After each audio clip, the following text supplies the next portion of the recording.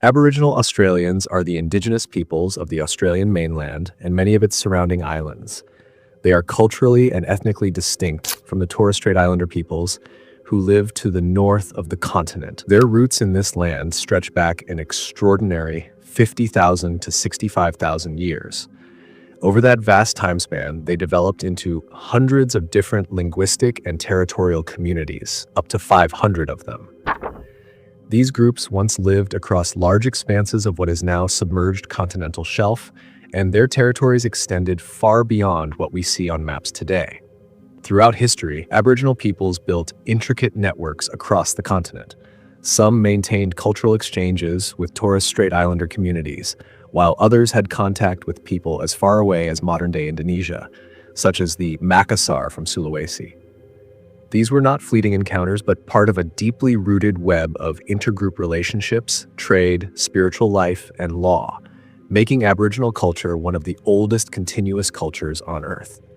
By the time European colonizers began to arrive, the Aboriginal population spoke over 250 distinct languages and had varying technologies and settlement patterns.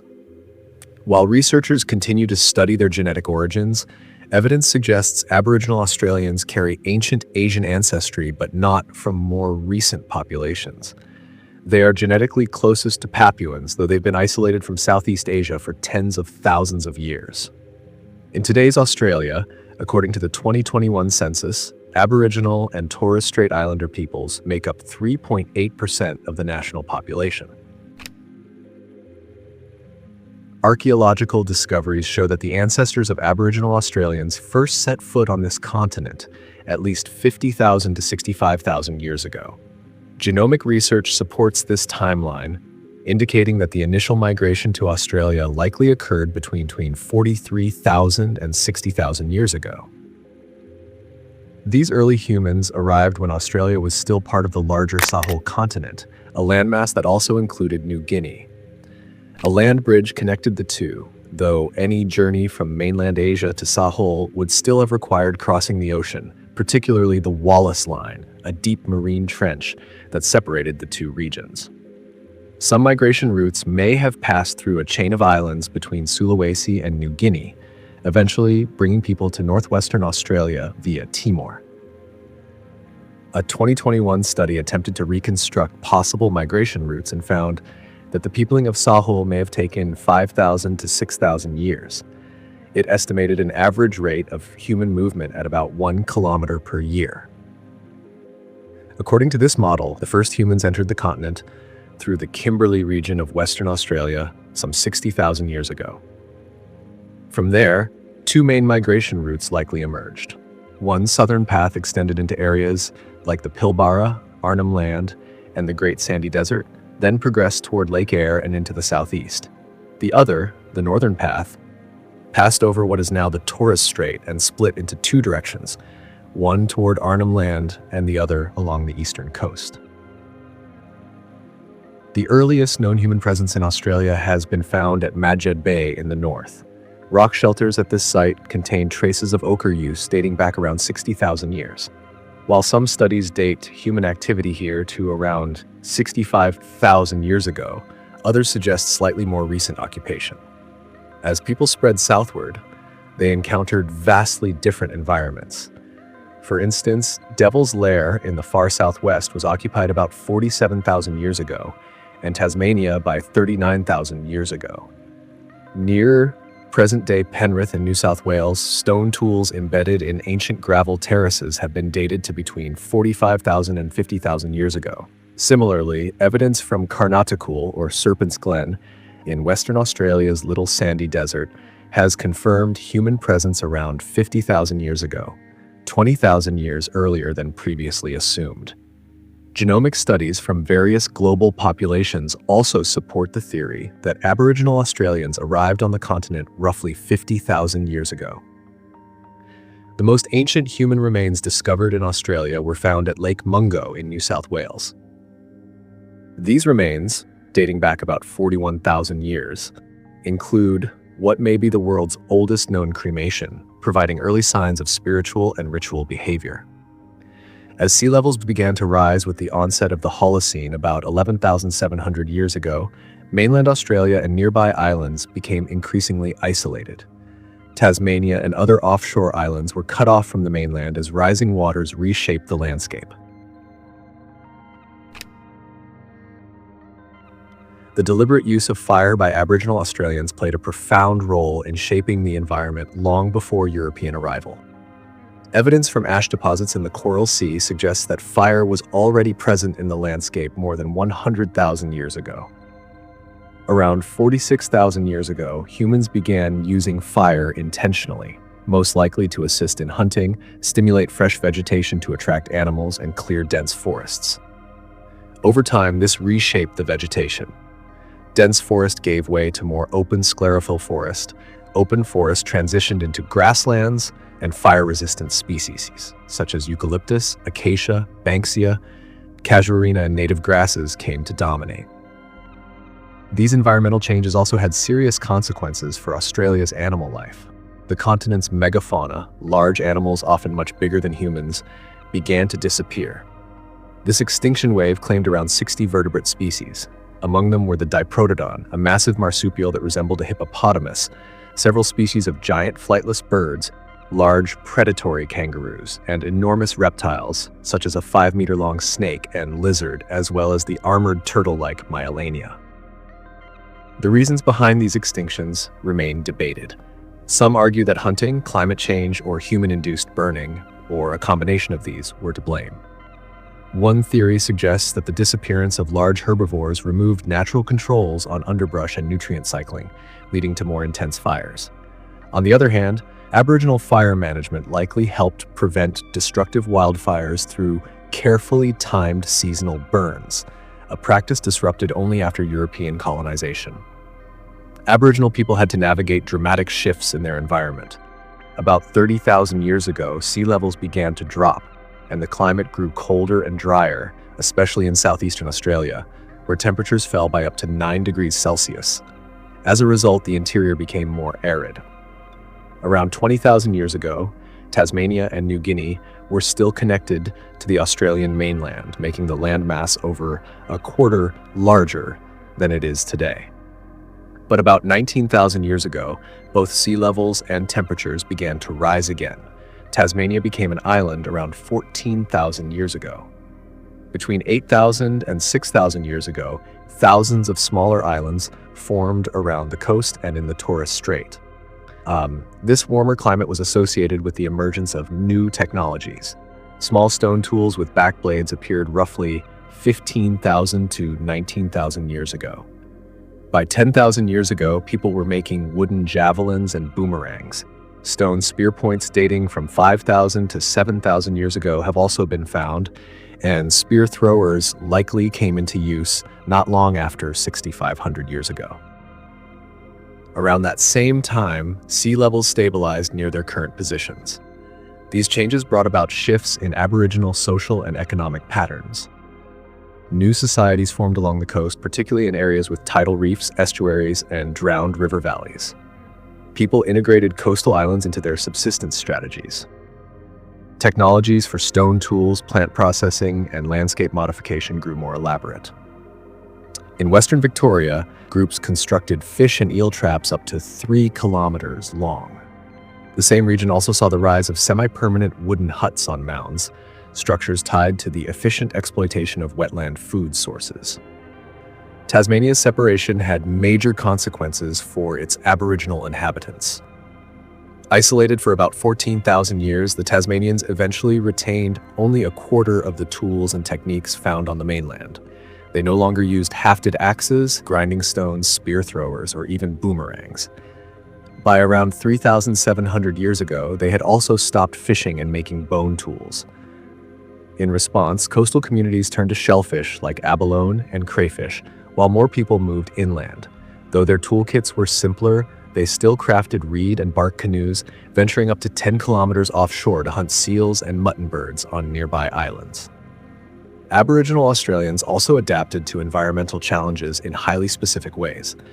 In 1958, a study compared the cold adaptation of the desert-dwelling Pitjantjatjara people with Europeans.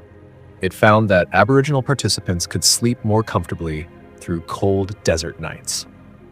A later 2014 study by Cambridge University identified a genetic mutation in two thyroid-regulating genes that helps modulate body temperature during fever. This mutation allows the body to sustain higher temperatures during infection without overactivating overall metabolism, an especially helpful trait for surviving childhood diseases. This genetic feature points to long-term adaptations to harsh and fluctuating climates.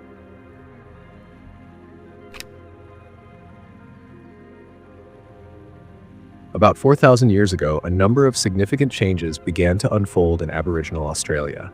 The arrival of the dingo marked one of the clearest signs of external contact. Around this same time, shifts in language and tool use began to take shape. Most notably, the Pama-Nyungan language families started spreading across most of the mainland, becoming the dominant linguistic group. In stone tool technology, people began making smaller implements, indicating a possible change in resource use or hunting techniques. These developments led some researchers to consider whether human contact from outside Australia might have contributed to these changes. Two lines of genetic evidence were proposed to support the possibility of gene flow from South Asia to Australia. The first was based on genome-wide studies of Aboriginal Australians that showed signs of South Asian ancestry.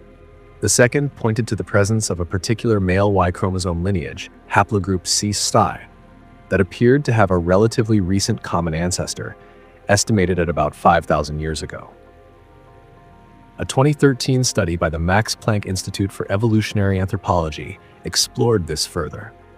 By comparing large-scale genotyping data from Aboriginal Australians, New Guineans, island Southeast Asians, and Indian populations, they concluded that Aboriginal Australians had mixed with South Asian populations during the Holocene, approximately 4,200 years ago.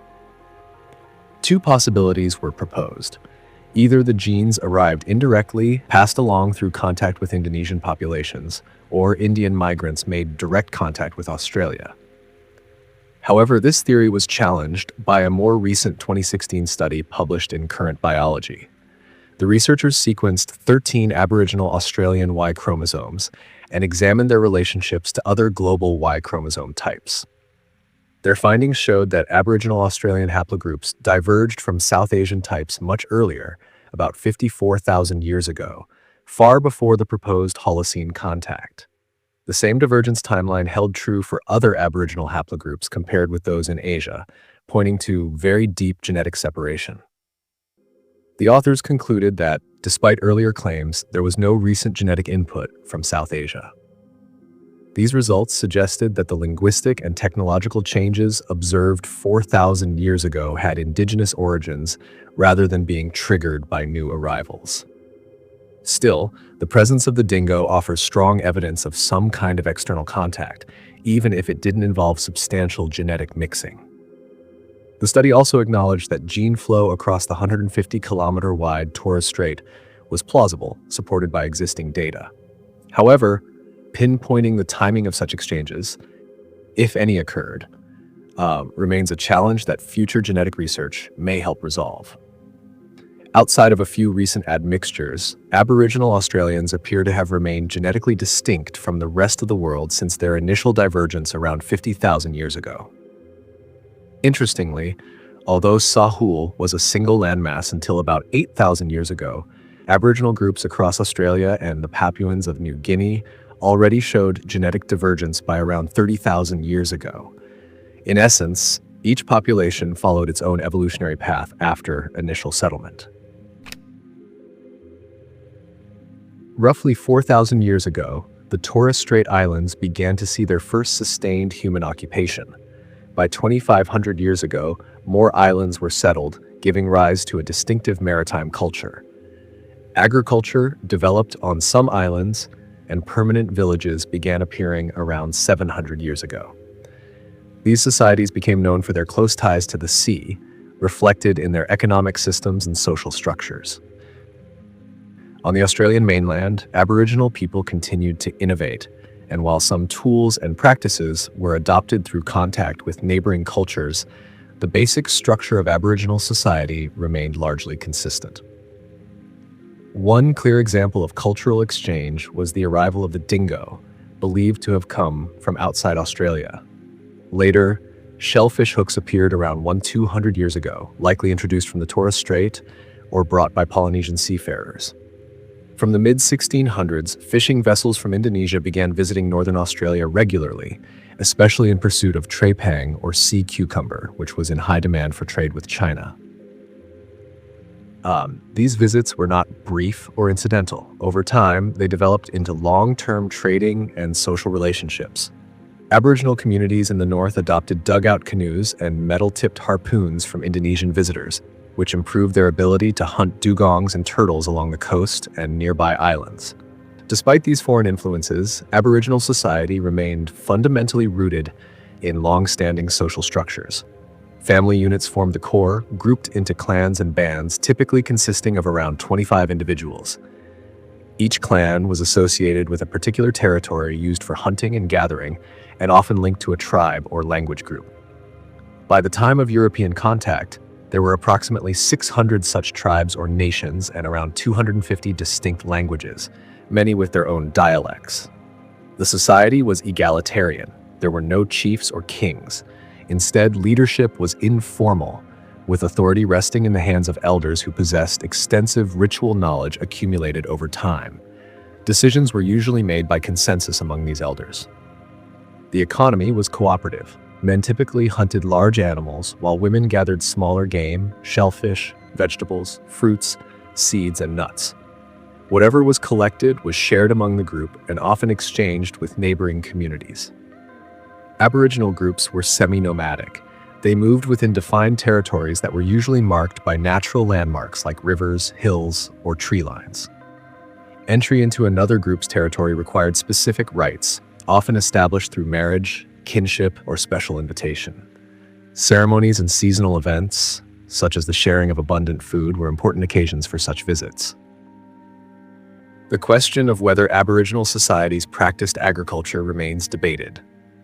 In places like Lake Condah in Western Victoria, communities built elaborate traps for eels and fish.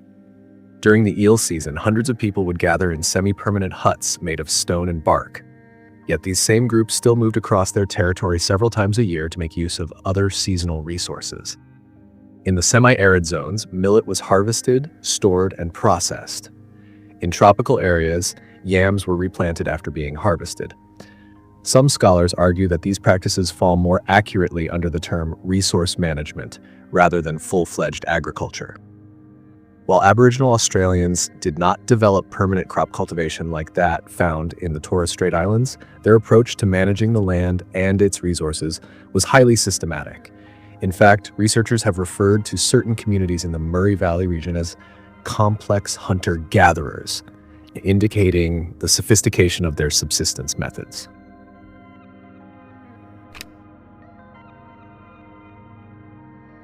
Aboriginal Australians have no cultural memory of living anywhere beyond the Australian continent.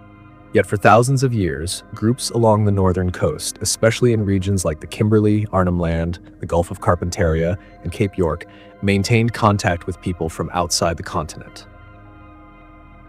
Before the sea levels rose and permanently submerged the land bridge between Australia and New Guinea, there was active movement of people and goods across this shared landmass.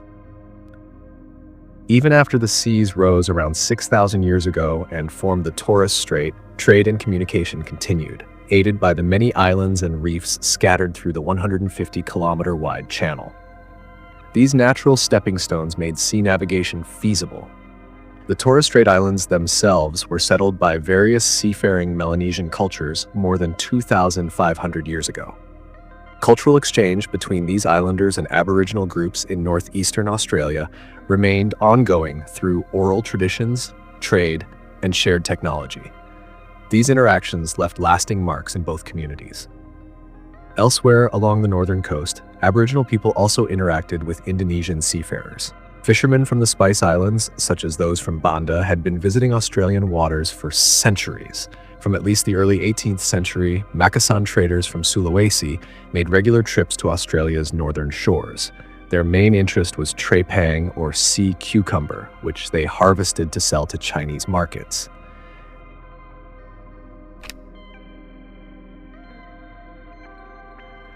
Long before British settlement, European explorers had already begun charting the Australian coastline. Although there's a theory that Portuguese sailors might have discovered parts of the continent in the 1520s, it remains unproven and lacks solid evidence. The first confirmed European sighting and landfall came in 1606, when a Dutch ship called the Dijfken, captained by Willem Jan Zoon, reached the Cape York Peninsula. On February 26th of that year, the crew made landfall near what is now the Pennefather River, close to the modern town of Waipa. This marked the first recorded European contact with Aboriginal Australians. Over the 17th century, Dutch navigators continued to explore and chart large stretches of the Australian coastline. They mapped the western and northern coasts and named the landmass New Holland. Despite these efforts, the Dutch never attempted to settle the land. They were focused on their profitable trade routes to the Dutch East Indies, where they dealt in spices, silk, and porcelain. Nevertheless, their voyages added significantly to Europe's geographical knowledge of Australia. In 1616, Dirk Hartog, sailing from the Cape of Good Hope to Batavia, veered off course and landed on an island off the coast of Shark Bay in Western Australia. This unplanned stop became one of the most iconic early encounters with the continent. A few years later, in 1622 and 1623, the ship Leeuwin made the first documented rounding of Australia's southwest corner, lending its name to Cape Leeuwin. Another key explorer was Abel Tasman. His 1642 voyage was the first known European expedition to reach Van Diemen's Land, what we now know as Tasmania, as well as New Zealand. On a subsequent journey in 1644, Tasman returned to map more of Australia's northern coastline.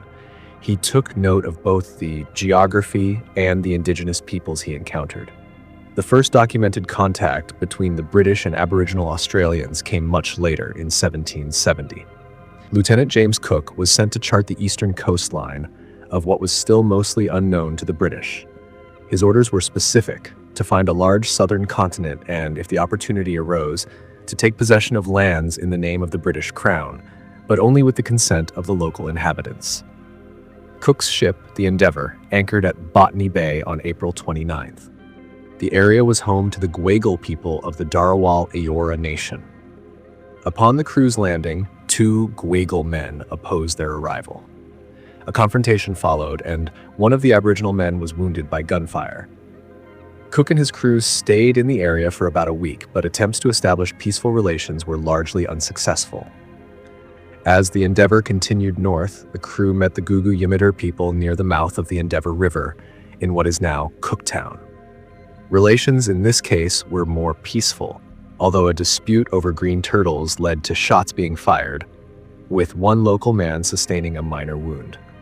Eventually, Cook sailed further north to Possession Island. There, despite never obtaining Aboriginal consent, he claimed the entire eastern coast of Australia for Britain.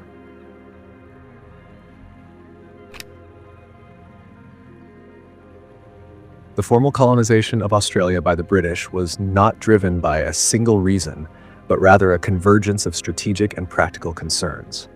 The key figure behind the decision was Thomas Townshend, the first Viscount Sydney. After the American Revolution brought an end to convict transportation to North America, Britain faced a pressing need to find new destinations for its growing prison population. At the same time, the British government sought to establish a strategic outpost in the Pacific, particularly to curb French ambitions in the region. Australia, still largely unknown to Europeans, offered a remote but potentially valuable alternative. On May 13, 1787, the First Fleet set sail from Britain. It consisted of 11 ships carrying around 1,530 people.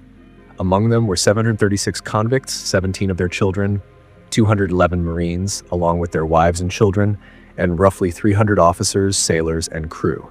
The fleet was under the command of Captain Arthur Phillip. Although their destination was Botany Bay, upon arrival, Phillip quickly realized the site was not suitable for settlement.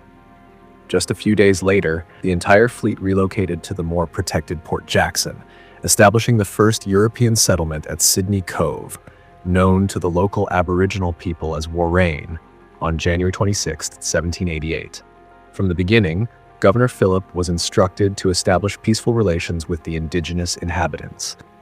His official orders called for engagement and conciliation, urging the settlers to treat Aboriginal people with kindness. Yet, the Eora people, whose lands surrounded the Sydney area, were first surprised and then hostile toward the British presence. Their resistance stemmed from clear violations of Aboriginal custom. The newcomers took from the land without permission and entered territory without observance of local protocols. As tensions rose, most Eora avoided the British during the early years. Nonetheless, a few exchanges occurred. Some involved gift-giving, while others led to the capture of Aboriginal individuals whom Philip hoped to teach English and employ as intermediaries. These early attempts at cultural exchange were limited and often undermined by misunderstanding and imbalance. After Philip's departure, trade between the colony and visiting ships began to expand. Farming efforts moved inland to more fertile areas around Sydney. In 1789, the British government established the New South Wales Corps, a permanent military regiment intended to relieve the Marines who had arrived with the First Fleet. By 1820, British settlement remained concentrated within a 100-kilometer radius of Sydney and across the central plains of Van Diemen's Land, modern Tasmania. The settler population had grown to about 26,000 on the mainland and 6,000 on the island. Following the end of the Napoleonic Wars in 1815, convict transportation increased significantly. Between 1821 and 1840, around 55,000 convicts arrived in New South Wales and 60,000 in Van Diemen's Land. But by the 1830s, free settlers and locally born colonists outnumbered convicts in New South Wales. The 1820s also saw a rapid expansion of sheep and cattle grazing. Settlement extended far beyond its original limits. In 1825, the colony of New South Wales reached its greatest territorial size when its western boundary was set at longitude 129 degrees east, now the border between Western and South Australia. This brought nearly all of modern Australia under the control of New South Wales, including what would later become Queensland, Victoria, South Australia, and the Northern Territory. By mid-century, the settler population had exploded. In 1850, New South Wales alone counted 180,000 residents, excluding the 70,000 to 75,000 living in the Port Phillip district, which would soon become the separate colony of Victoria. The Biggie reforms during this time aimed to attract affluent settlers by offering land grants tied to their financial capital. From 1831 onward, land was no longer freely granted but instead sold at auction, with proceeds used to fund the migration of workers from Britain. Between 1821 and 1850, Australia received 200,000 immigrants from the United Kingdom, setting the stage for deeper entrenchment of British control and society across the continent.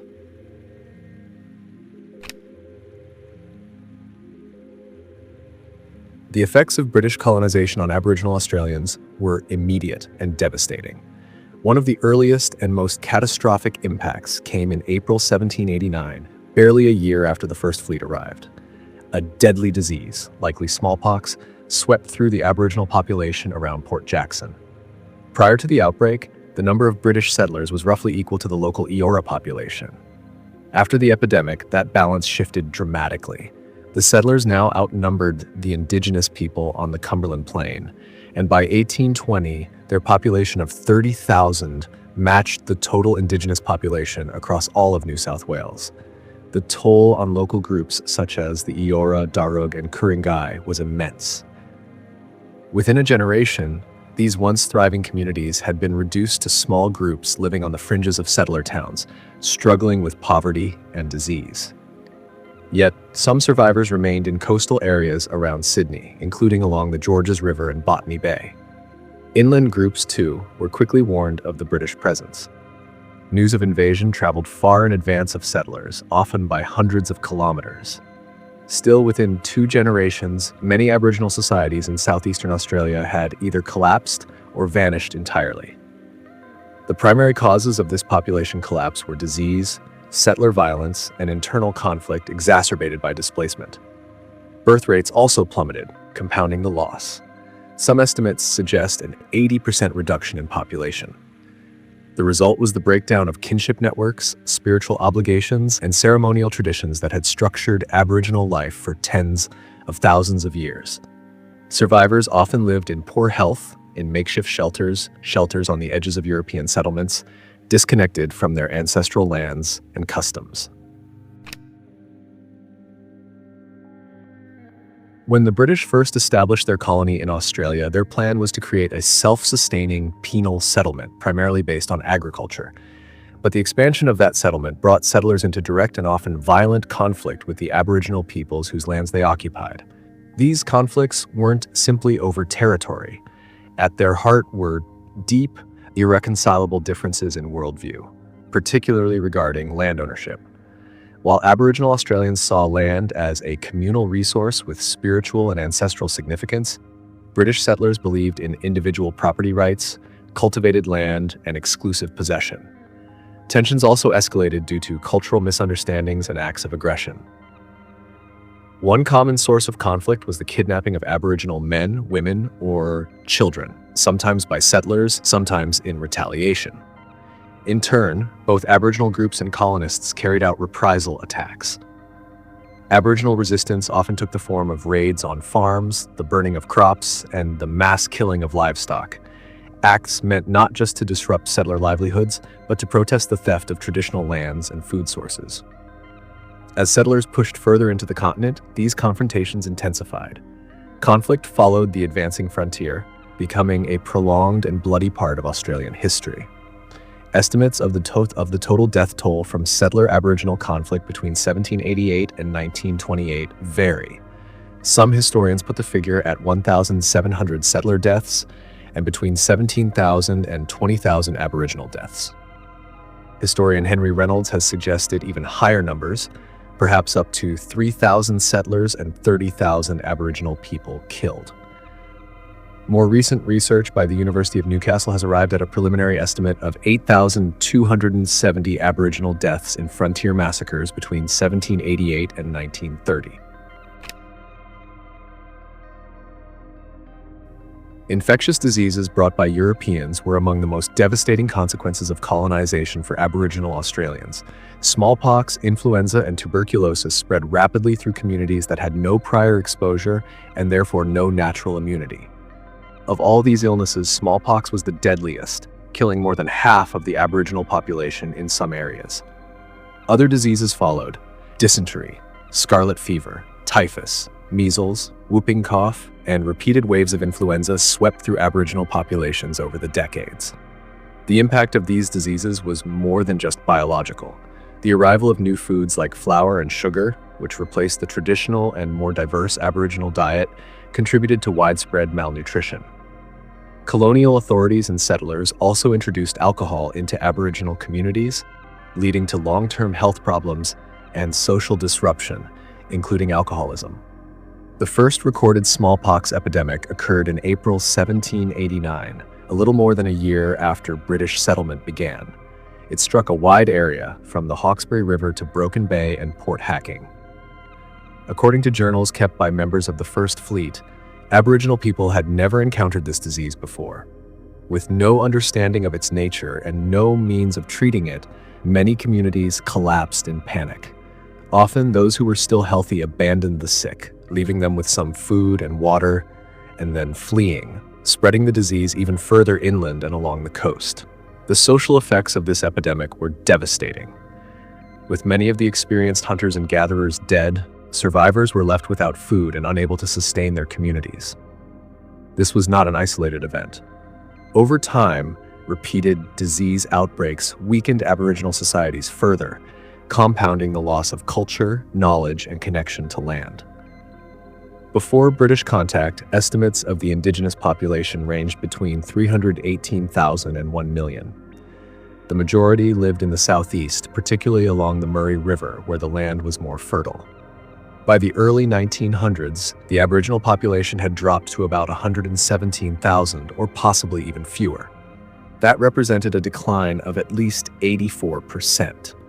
It would take generations before their numbers began to recover, driven in part by changing social attitudes and more accurate census practices in the late 20th century.